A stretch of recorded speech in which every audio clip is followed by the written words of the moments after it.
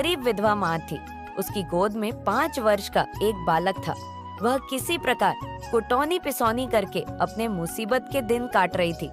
पेट काटकर किसी तरह उसने अपने इकलौते बेटे को पाला और पढ़ाया लिखाया। जब बच्चा पढ़ लिख कर बड़ा हो गया और कमाने खाने लगा तो माँ ने उसकी शादी कर दी और स्वयं राम भजन में लग गई। बेटे ने अपनी मेहनत की कमाई से घर को महल बना दिया। अब माँ, बेटा और बहू तीनों सुख से रहने लगे। मेरी माता ने संसार के सारे सुखों को त्याग कर मुझे पाला पोसा है और अब हम इस लायक हो गए हैं कि उन्हें सुख और शांति देकर अपना कर्तव्य पूरा करें। पत्नी बहुत ही चतुर और चालाक थी। हाँ हाँ, ऐसा ही होना चाहिए। उनका खर्च ही क्या है, दोनों जून भरपेट भोजन और तन ढकने के लिए 2 धोती। क्या हम लोग इतना भी नहीं कर सकते? फिर क्या वे कोई पराई हैं? सास ससुर की सेवा से ही तो अपना धर्म कर्म बनता है। उसने अपनी पत्नी की बात सुनकर बड़ा खुश हुआ और सोचने लगा, मेरी पत्नी बड़ी समझदार है। आपस की सुलह से घर का हर काम होने लगा। पत्नी ने अपनी चतुराई से पति को अपने वश में कर लिया और वह चिंता रहित होकर बाहर का काम देखने लगा। वह क्या जाने कि उसकी माँ पर क्या बीत रही है।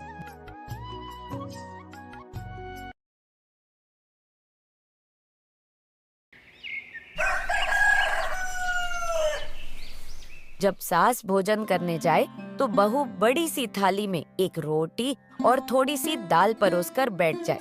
जब माँ रोटी खा चुकी होती तो बहू चौके से एक सिंदूर की डिबिया निकालकर सास से पूछती, इसे लोगी? नहीं बेटी, मुझे नहीं चाहिए। यह तो तुम्हारे लिए है, इसे अपने लिए रख लो। सास प्रतिदिन जब भोजन करने जाती तो बहू इसी तरह की हरकत किया करती। सास सिंदूर की डिबिया देखकर चौके से चुपचाप लौट आती।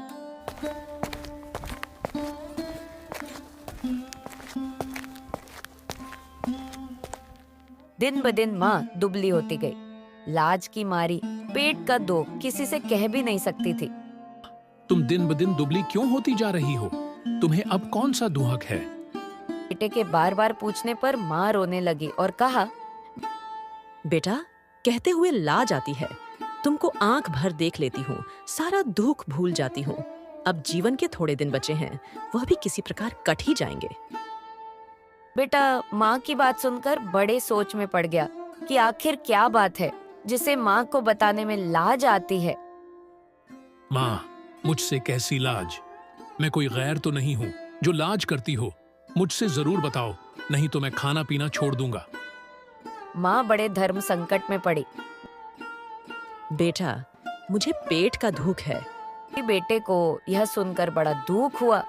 वह कहने लगा, इतनी धन दौलत के बावजूद तुम्हें पेट का दुख है।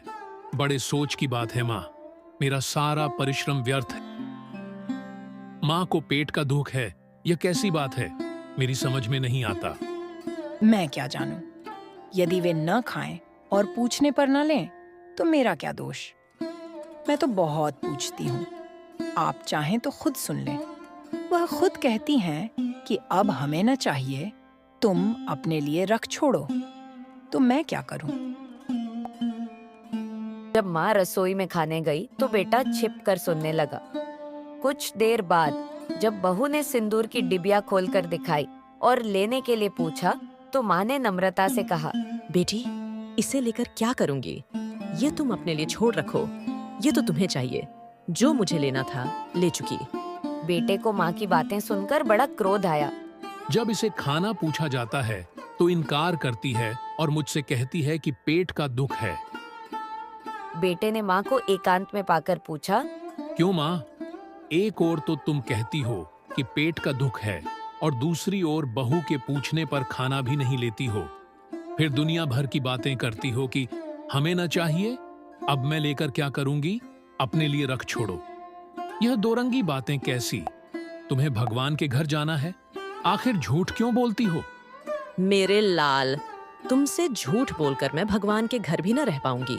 मैं झूठ नहीं बोलती, तुम अपनी माँ को झूठी न समझो। यदि मैं तुमसे झूठ बोलूंगी तो स्वर्ग में बैठे तुम्हारे पिता क्या कहेंगे? तुम्हारी बहू मुझे एक रोटी और थोड़ी सी दाल देकर फिर क्या देती है? तुम चौके में आकर स्वयं देख लो।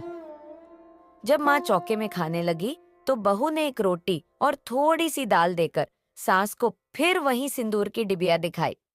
माँ ने फिर वही उत्तर दिया। बेटा तुरंत चौके में घुस गया। उसने देखा कि उसकी पत्नी एक बड़ी सिंदूर की डिबिया खोले माँ से पूछ रही थी। बेटा अपनी पत्नी का यह चरित्र देखकर क्रोध में बोला, अरे दुष्टा, तू इतनी नीच है, मैं नहीं जानता था। तू हट जा मेरी आंखों के सामने से। मैं आज से तेरा मुंह नहीं देखना चाहता। वह बहू को घर से निकालने लगा, पर माँ ने उसे समझा बुझाकर शांत किया। बहू ने भी सास के चरण पकड़कर क्षमा मांगी। फिर तीनों सुख से रहने लगे।